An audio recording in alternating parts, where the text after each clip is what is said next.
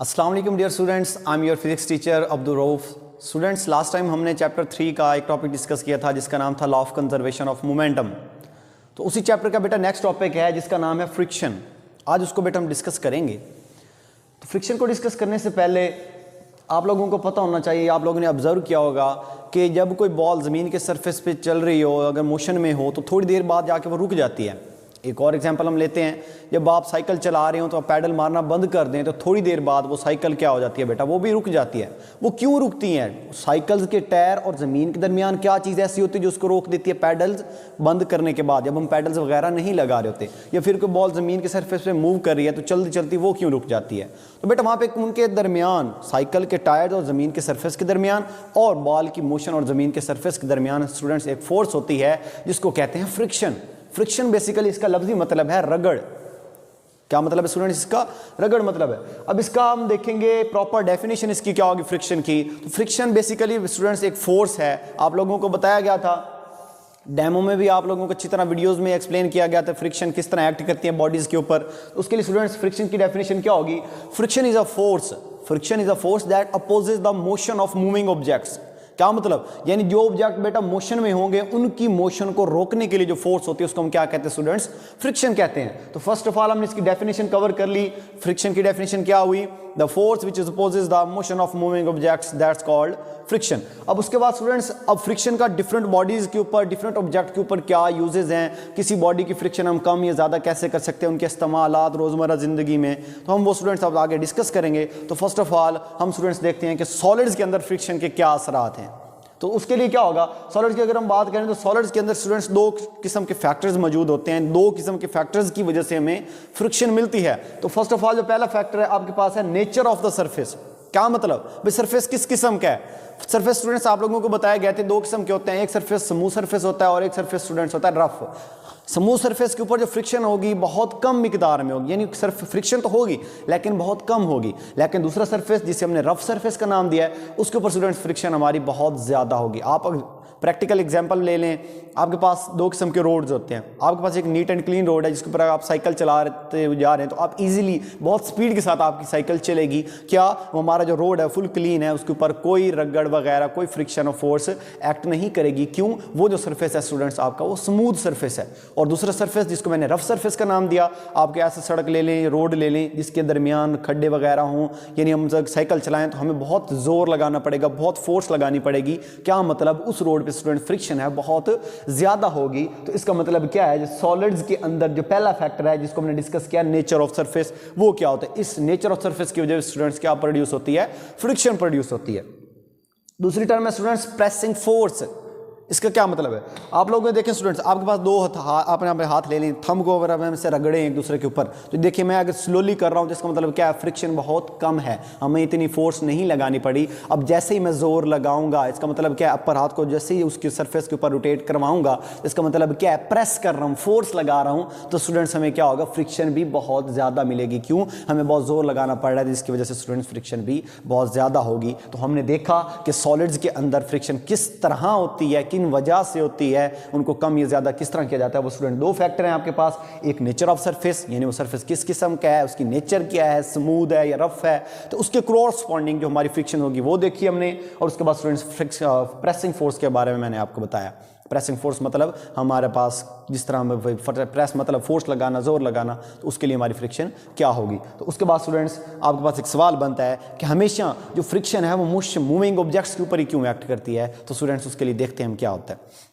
उसके स्टूडेंट्स आप लोगों ने ऑब्जर्व किया होगा, आप इस तरह करें, आप कभी आप ऑब्जर्व करें, आप ना दो आइस के टुकड़े लें, एक बड़ा जो दो टुकड़े उनको एक दूसरे के ऊपर रख दें, तो कुछ देर बाद वो वहाँ पे जो आइस है उस टुकड़े नीचे वाले टुकड़े के साथ क्या हो जाती है स्टूडेंट्स? जम जाती है। वो क्यों जमती है? उनके दरमियान स्टूडेंट्स क्या होते हैं? पिट्स एंड बम्स होते हैं। क्या मतलब?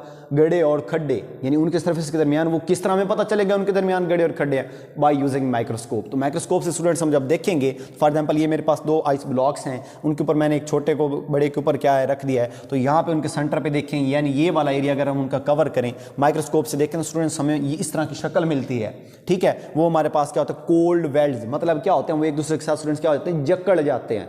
क्या हो जाते हैं, जकड़ जाते हैं, जिसकी वजह से हम उनको इजीली मूव नहीं करवा सकते। वहां पे स्टूडेंट्स हमारी फ्रिक्शन क्या होती है, वो इंक्रीज कर जाती है। फ्रिक्शन क्या होती है, इंक्रीज। क्यों इंक्रीज करेगी, हमें प्रेसिंग फोर्स ज्यादा लगानी पड़ेगी, जिसकी वजह से हमारी फ्रिक्शन क्या हो जाएगी स्टूडेंट्स, बढ़ जाएगी। तो इसके लिए क्या होगा, पिट्स एंड बम्स की वजह से हमारी फ्रिक्शन भी इंक्रीज होती है। जब इनको देखेंगे माइक्रोस्कोप की वजह से, ये जो पिट्स एंड बम्स हैं वो एक दूसरे के साथ जुड़ जाते हैं, जिसे कोल्ड वेल्ड्स का नाम दिया गया आपकी बुक में।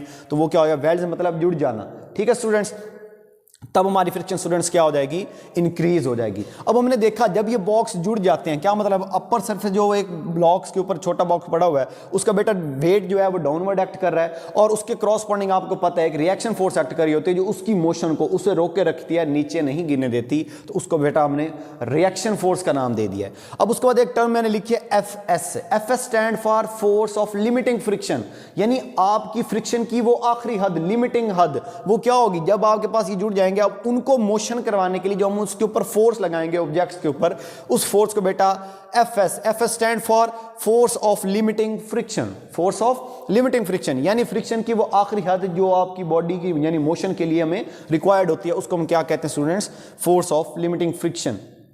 अब उसके लिए कांस्टेंट इसमें यूज हो रहा है जिसका नाम है स्टूडेंट्स कोफिशिएंट ऑफ फ्रिक्शन। ये क्या है, जो कांस्टेंट है, ऐसा कांस्टेंट है, ये दो डिफरेंट क्वांटिटीज के दरमियान की एक रेशियो है, जिसे हम कहते हैं कोफिशिएंट ऑफ फ्रिक्शन। उसकी डेफिनेशन क्या होगी, आपने कहना है the ratio of force of limiting friction to the reaction force. Reaction force students क्या होगी, जो उस बॉडी को नीचे मूव नहीं करने दे रही होगी, और फोर्स ऑफ लिमिटिंग फ्रिक्शन क्या होगी, जो वो आखिरी हद होगी फ्रिक्शन की, उससे आगे फ्रिक्शन हमें नहीं मिलेगी, वो हद होगी फ्रिक्शन की, जिसे हमने एफएस का नाम दिया। अब उसके बाद देखेंगे स्टूडेंट्स, हम अगर एफएस की वैल्यू निकालें यहां से, तो एफएस किसके बराबर हो जाएगा, म्यू आर के। तो म्यू आर आपके पास कोफिशिएंट ऑफ फ्रिक्शन है, और आपके पास ये फोर्स ऑफ लिमिटिंग फ्रिक्शन का फार्मूला आ गया। अब इसको आपने इक्वेशन 1 का नाम दे दिया है। अब आपके पास जो आर है ये एक रिएक्शन फोर्स है। अब देखें स्टूडेंट्स, जब वो बॉडी ऊपर थी, उसका वेट एक्ट कर रहा था डाउनवर्ड, और उसकी अपोजिट डायरेक्शन में एक रिएक्शन फोर्स थी जो उस बॉडी को नीचे नहीं गिरने दे रही थी। इसका मतलब क्या है, वहां पे हमारी फोर्सेस क्या हो गई थी, बैलेंस हो गई थी। क्या हो गई थी, बैलेंस। क्या मतलब, आर हमारा यानी रिएक्शन फोर्स वो बराबर हो गई थी किसके, वेट के। तो इसके लिए स्टूडेंट्स क्या होगा, आप लिखोगे W किसके बराबर होता है, weight, W is equal to mg। हमने कहा कि रिएक्शन फोर्स और वेट जो बॉडी का है, जो डाउनवर्ड एक्ट कर रहा है, वो दोनों इक्वल हैं। तो इसका मतलब क्या होगा, वेट और रिएक्शन फोर्स इक्वल हैं, तो वेट किसके बराबर होता है स्टूडेंट, mg के। इसका मतलब आर भी किसके बराबर हो जाएगा, mg के बराबर हो जाएगा। अब बेटा आप आर की वैल्यू पुट कर दें इक्वेशन 1 के अंदर, तो आपके पास फोर्स ऑफ लिमिटिंग फ्रिक्शन का फार्मूला क्या आ गया, Fs is equal to mu mg। Mu stand for coefficient of friction, mass उस बॉडी का मैस, और जी ग्रेविटी की वजह से जो हमारी डाउनवर्ड एक्ट कर रही होती है। तो ये स्टूडेंट था आपके पास फोर्स ऑफ लिमिटिंग फ्रिक्शन का फार्मूला किस तरह डिराइव हुआ। अब देखते हैं फ्रिक्शन के रोजमर्रा जिंदगी में क्या इस्तेमाल है। तो देखें स्टूडेंट्स, मैंने जो लिखे हैं एक दो इस्तेमाल, वॉक ऑन ग्राउंड। और अगर हम जमीन पे चल रहे होते हैं तो वहां पर हमारी फ्रिक्शन की रिक्वायर्ड होती है, फ्रिक्शन जरूरी होती है। क्यों, वो सरफेस की बात आ गई। अगर हमारा सरफेस स्मूथ होगा तो फ्रिक्शन बहुत कम होगी, अगर हमारा सरफेस रफ होगा तो फ्रिक्शन हमारी स्टूडेंट्स क्या होगी, बहुत ज्यादा होगी। तो उसके लिए दूसरा यूज है एथलीट्स। एथलीट्स के स्टूडेंट्स जो यूज होते हैं ना, उनके तलवे यानी उनके सोल्स के नीचे क्या होता है, एक नुकीले चीजें होती हैं इस तरह, जो उनको जमीन पे चलने के लिए बहुत आसानी, जैसे वो जमीन पे आते हैं तो उनको बहुत इजीली वो आके अपनी बॉडी यानी अपनी सामत को क्या कर लेते हैं, बैलेंस कर लेते हैं। क्यों, उनके दरमियान जो जिसे हमने पिट्स एंड बम्स का नाम दिया, वो ज़मीन के सरफेस जैसे अटैच होंगे, ज़मीन के सरफेस उनको जकड़ लेगा, उसके लिए उनको वहाँ पे फ्रिक्शन लेस नहीं होंगे, उनकी फ्रिक्शन प्रोड्यूस होगी लेकिन बहुत कम मिकदार में, जिसकी वजह से वो अपनी बॉडी को बैलेंस कर लेंगे। आई होप आपको ये लेक्चर फ्रिक्शन के बारे में सब कुछ समझ आ गया होगा। फिर भी किसी स्टूडेंट को कोई मसला या इशू हो तो आप मेरे साथ रब्ता कर सकते हैं। और स्टूडेंट्स, आपने रोज़ का काम, होमवर्क जो आपको मिलता है, आपने डे बाई डे करते जाना है। आप लोगों को ये काम चेक कर दिया जाएगा। अल्लाह हाफिज़।